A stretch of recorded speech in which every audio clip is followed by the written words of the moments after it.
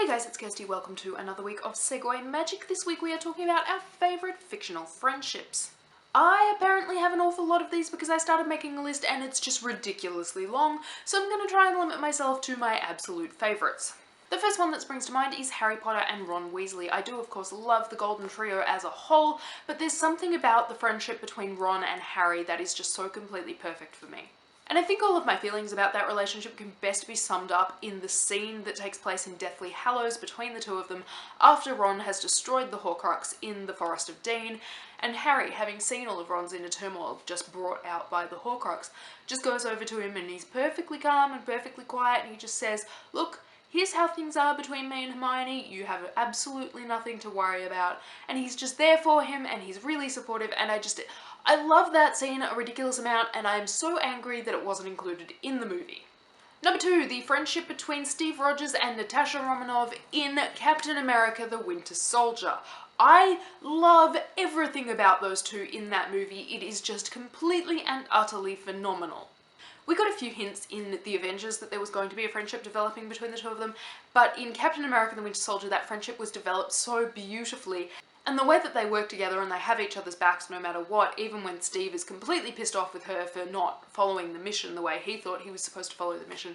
I love them a lot, and I still haven't seen Age of Ultron, and I'm a little bit scared of seeing Age of Ultron because I think it might destroy my brOTP a little bit. Number 3, and another one of my brOTPs, Joan Watson and Sherlock Holmes from Elementary.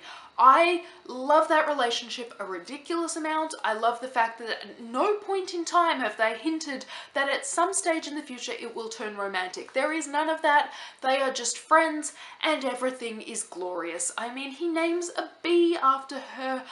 I love it a lot. Number 4, literally every relationship in Brooklyn Nine-Nine. I think that show does such a brilliant job of portraying friendship and how that can change and develop over time.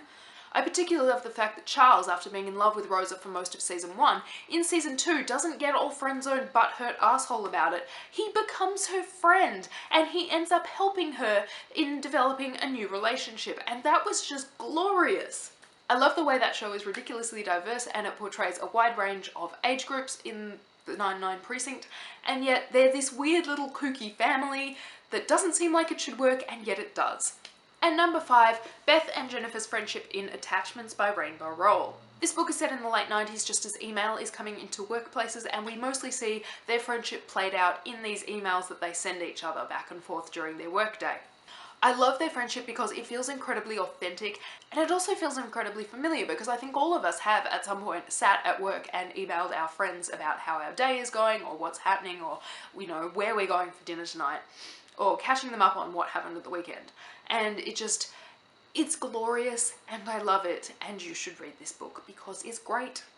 Don't forget to make your own video on the topic, post it on Saturday using the hashtag SegwayMagic on Twitter and Tumblr. We will find it and put it into a roundup post. Mari, I can't wait to hear all about your favourite fictional friendships. I love all your faces, and I will see you soon. Bye guys.